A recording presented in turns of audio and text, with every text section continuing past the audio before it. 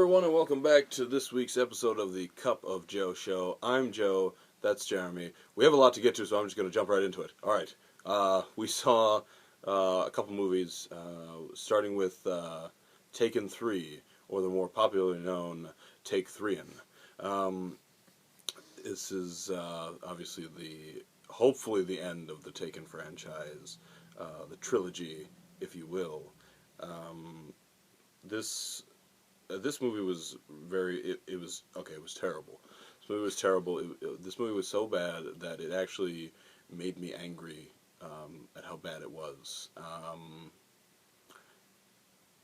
Good parts. I liked Forrest Whitaker. Um, I mean, I liked Liam Neeson, but everything else was just awful. Like I don't know what happened to how the action scenes have gone from like great in the first one to like just absolutely terrible in the third one. Um, I mean, honestly, I don't know what else to say. Like it was that bad. I mean, if you've seen the second one, like this one was worse. So I mean that should really tell you everything. I mean, it has a 9% of Rotten Tomatoes. I mean, this movie was bad, um, but it's gonna make a decent amount of money. That it is. I agree. It had hardly any redeeming qualities. Um, I mean, Liam is Liam is there and he's doing his thing, but at the same time, you can clearly tell he was just there for a paycheck and something to do. Just acting to pass the time. And I don't really recommend it, even if you liked both of the first two, because this movie doesn't even feel like it's part of the franchise. It has a different feel to it than the first two, and it just doesn't feel like it belongs. And nobody really gets taken, and it's kind of more just Liam on the run, and it's not good. Don't see it. Right, exactly.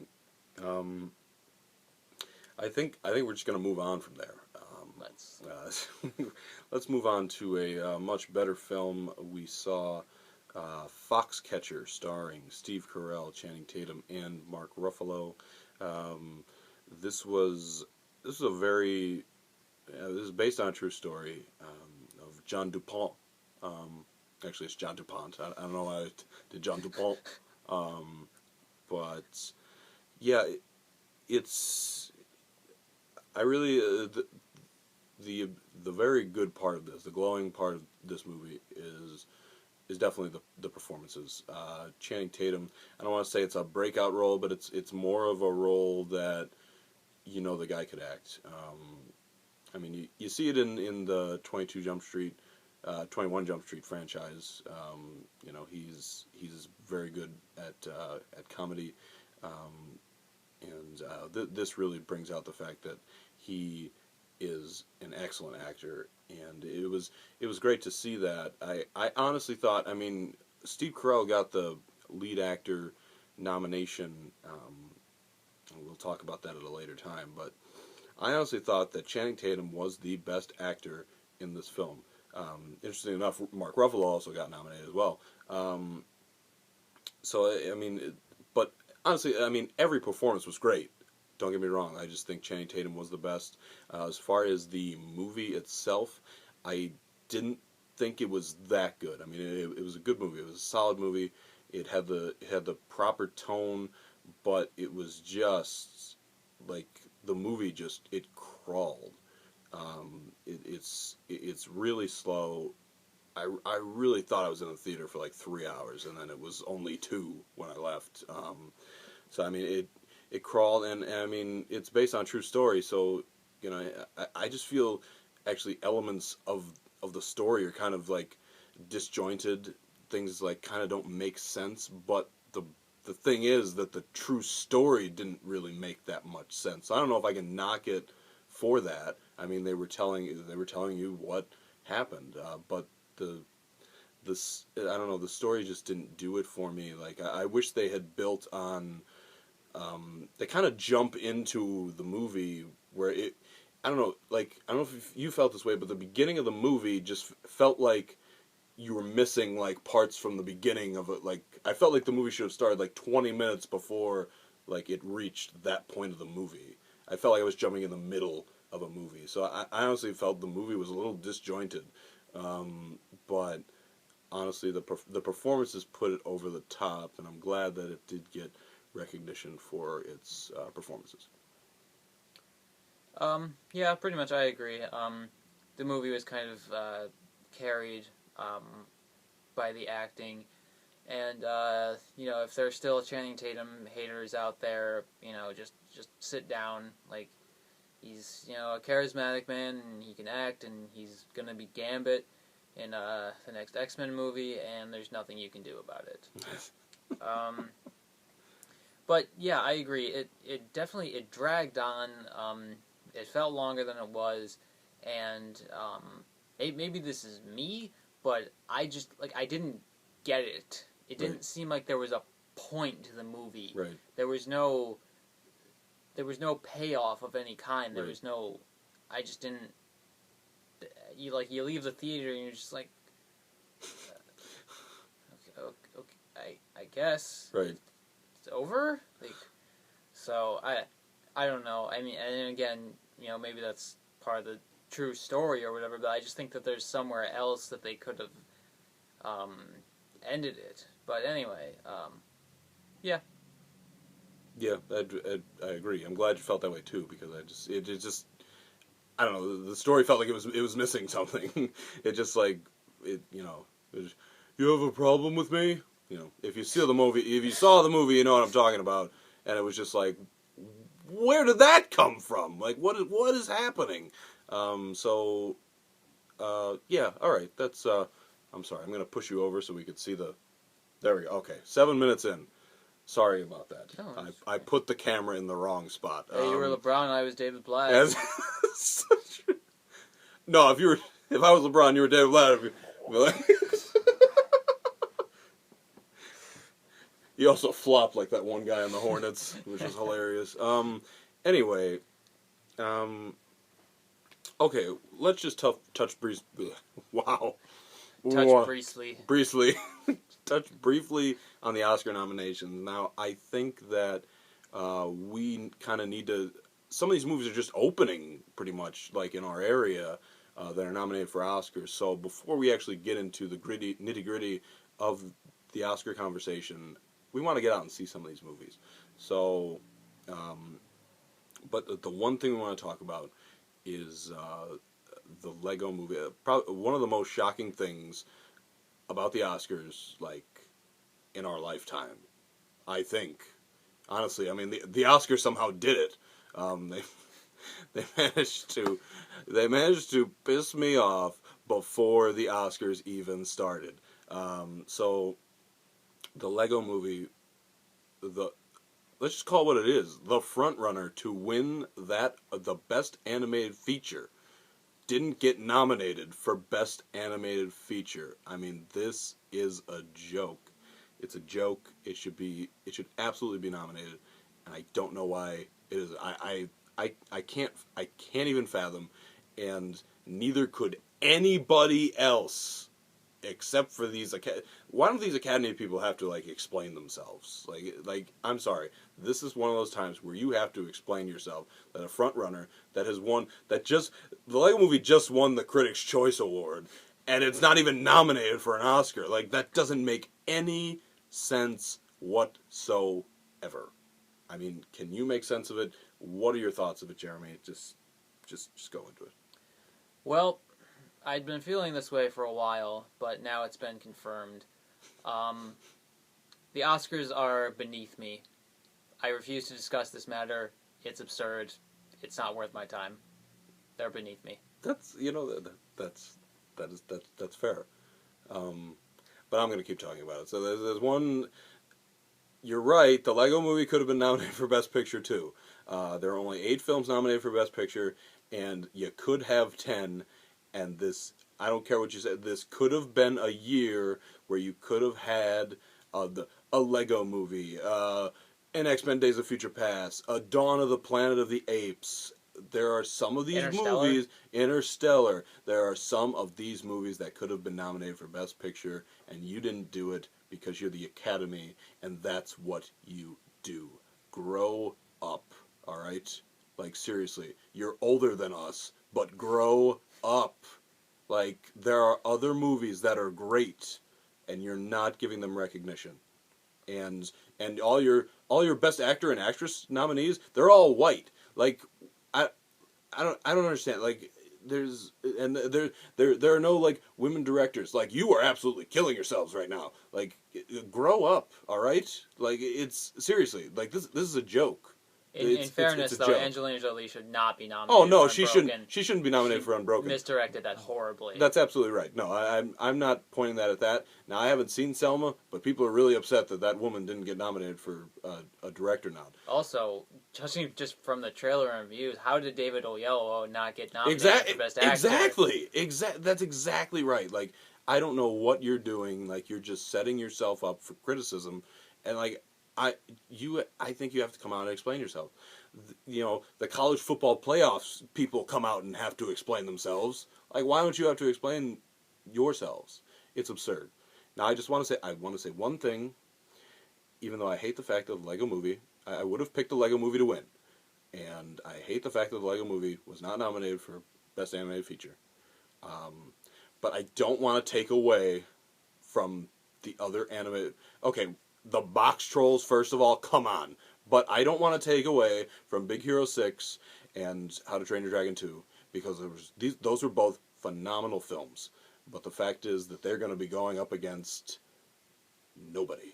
It's like they're going up against a team with a backup quarterback. It's just like it just sucks, because I wouldn't have minded, if somehow How to Train Your Dragon 2 won over the Lego Movie, I wouldn't have been that upset, because I feel like in any other year, How to Train Your Dragon 2 would deserve it.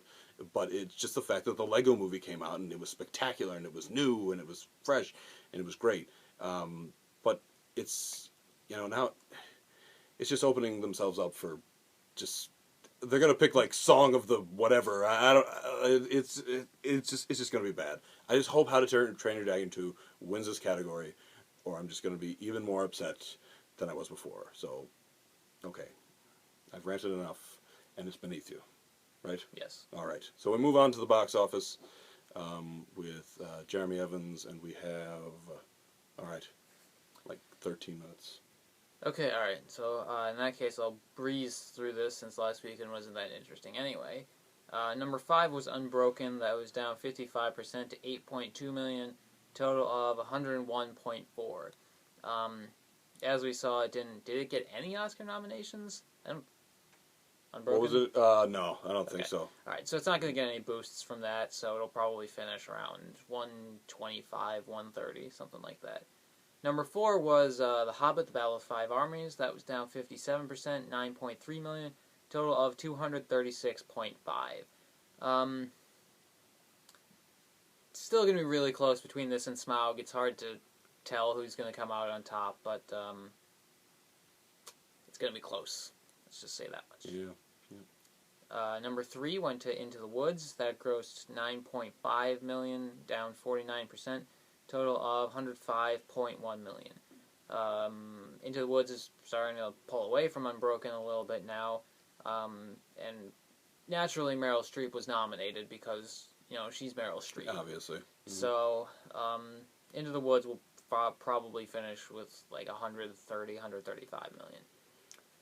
In second place, we had the wide release of Selma, and that made 11.3 million for a total of 13.6. And I gotta say, I was expecting a bit more here. I think that even though this opening was pretty soft, it's the kind of movie that would have good legs, and especially this weekend, Martin Luther King Jr. weekend, it should have a really good hold and a crazy good Monday. So. Some will be fine in the long run, especially because its budget was only $20 million. But still, I was expecting, like upper teens, maybe cracking 20 for this opening. So I don't know. But our number one movie was Taken 3, and that opened to $39.2 million. I actually wasn't expecting this to get up quite this high. I thought it would open closer to 30 even, especially after Taken 2 was so bad, but, people love seeing Liam in these movies. The legs should be atrocious, but, opening almost 40 million might still get to 100, and it'll do very, very well overseas. So, but I'm pretty sure Liam's done. I really don't think we're getting Taken 4. Yeah, but I don't know, people love some Liam Neeson, and there pretty much is a Taken 4 coming out in like a few months. Yeah. Whatever that movie is, I don't even know, but like it's Taken 4. So one thing I want to say about Selma, which is this is crazy to me, but like they didn't have the rights to the speeches. They didn't have the rights to Martin Luther King's speeches, so they had to write their own. I didn't know that. I just think that's insane. I'm just throwing it out there. Like, that's insane. They couldn't use the speeches for a movie about him. But anyway, they had to write their own. But besides the point, that's the one thing I want to say about Selma. All right, and we have... Okay, we got like 3.5 minutes to talk about 4 movies. I'm just going to rattle through them. The Wedding Ringer, starring Olaf, Kevin Hart, Josh Gad. For some reason, I started with Olaf, Josh Gad, and Kayla Cuoco Sweeting. You know what? I think this movie is going to be funny, but it's probably going to be funny because I like Kevin Hart. I'm pointing a lot, and I'm sorry. I got to back off. But I think it's going to be funny. But am I going to see it? No, probably not in theaters. There's so much good stuff out that we need to see. So no. Yeah, basically. This is the kind of movie that I'll catch on TV in like a year or two. Mm-hmm. And yeah. All right. Maybe like 20-25 million for the opening. Wow. It's Kevin Hart. You're right. You're right. He does. You're right. Okay. American Sniper. Wider release. I think it actually came out on Christmas, but the wide release is this weekend. Getting a lot of Oscar attention, and people aren't liking that too much, interestingly enough. But I don't know. I haven't seen it yet. So Clint Eastwood directing, Bradley Cooper. He's a great actor. Trailers look great. Based on a true story. But we'll see how it is. I'm excited. I think this movie's going to be really good, and I'm pretty excited for it. Yeah, you put Clint Eastwood and Bradley Cooper together, and chances are it's going to be good stuff. Definitely. I'm definitely excited for it. It looks good. As for the box office, American Sniper did really, really well from Thursday night previews, and I kind of figured it was heading toward a big opening as it was. I mean, if you look last year, Lone Survivor, that opened to almost 40 million, and it seems like the buzz was higher for American Sniper. So, honestly, it's looking like American Sniper could go over 50 million for the opening, which would be pretty impressive and a January record, but it looks like it's happening. Wow, that's crazy. Yeah. I didn't realize that was happening. I honestly just wish, Clint Eastwood directed and he played the American Sniper, but like as his character in The Good, the Bad, and the Ugly. Anyway, moving on. I think we have a minute. Yeah. So Black Hat, starring Chris Hemsworth. This movie looks like it has potential, but it'll probably be terrible. Yeah, that's all you need to say, really. Yep. Maybe like 10 million. All right. What are we missing? Paddington. Paddington. Anyway, this is getting great. This is getting amazing reviews. I don't think it looks that good, but I don't know. It's getting great reviews, so that's really all I have to say about it. I don't know. It didn't look that interesting to me. It didn't look like one of those like kids movies that like adults could also enjoy kind of thing. It looked like a really, really just kid movie, but I don't know. I think he's well animated. Yeah. It looks like good animation, but other than that, well, lots of movies to see. Oscar stuff. It's a good time. It's an interesting time for movies. Let's just call it that. All right, Have a good week.